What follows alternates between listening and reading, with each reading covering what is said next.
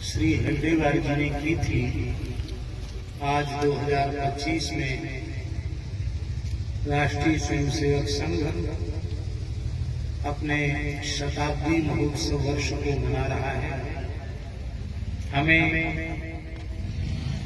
शेखावाटी क्षेत्र में आज के इस उत्सव में सम्मिलित होने का सौभाग्य प्राप्त हुआ। हम अपने आप को भाग्यशाली मानते हैं। माननीय हमारे रमेश जी जो प्रांत प्रचारक क्षेत्रीय संघ चालक हैं और हमारे श्री चंद्रमा दास जी महाराज और आप सब स्वयं सेवक सबको यथायोग्य वंदन करते हुए वस्तुतः राष्ट्रीय स्वयंसेवक संघ देश का वह पवित्र संस्थान है जो भारतीयता, राष्ट्रीयता से संपन्न व्यक्तित्व का निर्माण करता है। हमारे पूज्य गुरुदेव श्री भक्तवानी जी महाराज जिनके चरणों में हमारी शिक्षा दीक्षा संपन्न हुई, उनका लंबा जीवन संघ से जुड़ा हुआ रहा। जब वे गोवर्धन में विराजते थे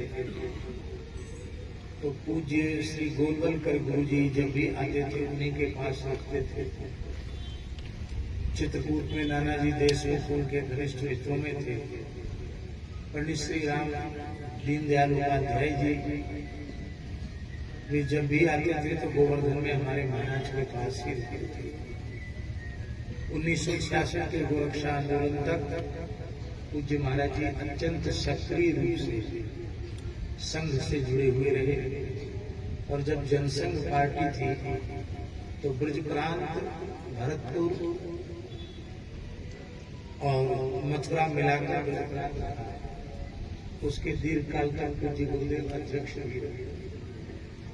इसलिए संघ के प्रति हमारी ये बात हमने इसलिए स्मरण कराई कि जिस महत्पुरुष के चरण सन्निधि में हमारे जीवन का निर्माण हुआ, उनके हृदय में संघ के प्रति अगाध श्रद्धा का भाव था। इसलिए बारंबार हेगडेवार जी के संबंध में, गुरु जी के संबंध में और पूरी परंपरा के संबंध में, संघ के पवित्र कार्यों के संबंध में हमें अपने बाल्यकाल से ही बारंबार श्रवण करने का अवसर मिला। दूसरा सौभाग्य हुआ कि जब परम पूज्य साकेतवासी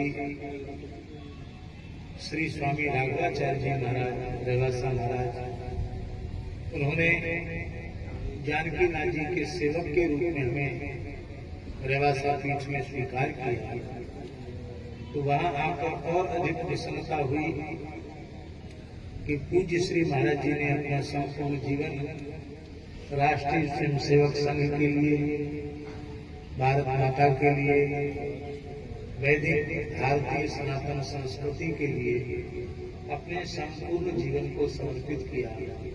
ऐसे पवित्र पीठ के सेवक के रूप में मुझे दायित्व संभालने का अवसर मिला।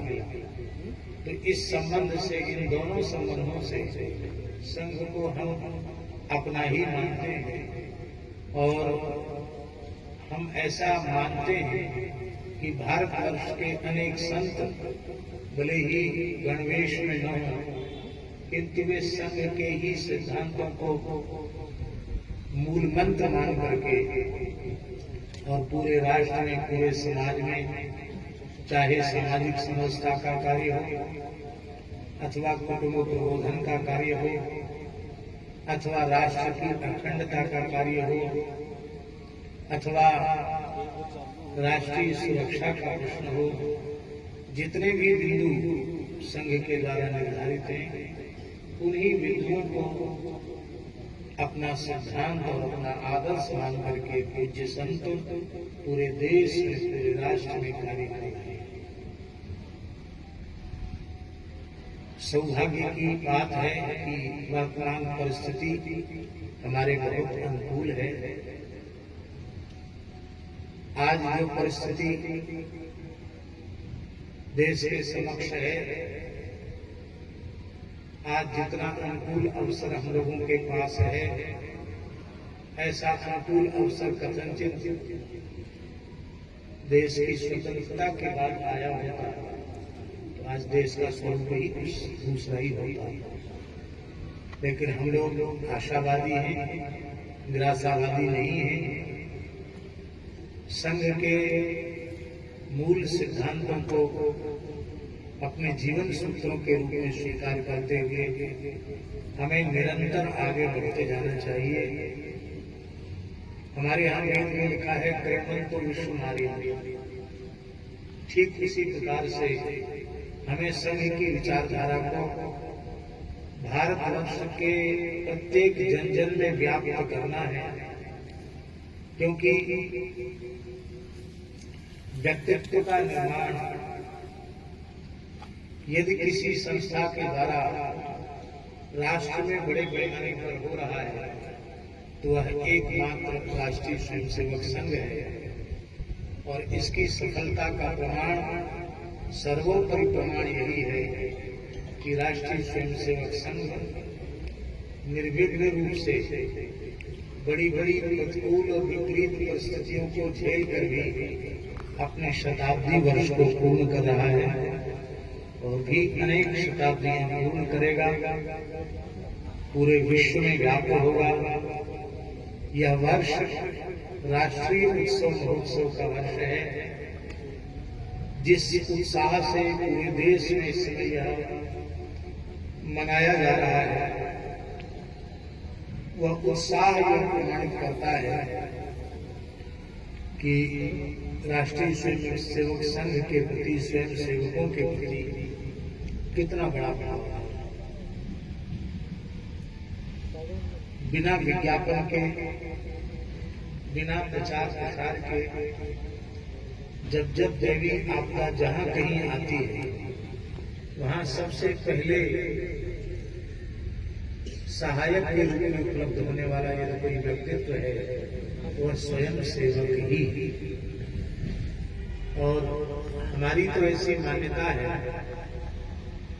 कि इस प्रकार की संघीय शिक्षा की आवश्यकता पूरे देश में हर बालक को और हर बालिका को मिलनी चाहिए, जिससे राष्ट्र का समग्र विकास हो, अखंड भारत का निर्माण हो, भारत सब प्रकार से मजबूत हो और धर्म प्राण भारतवर्ष की धरा गोवध के कलंक से सदा सर्वदा के लिए विमुक्त हो।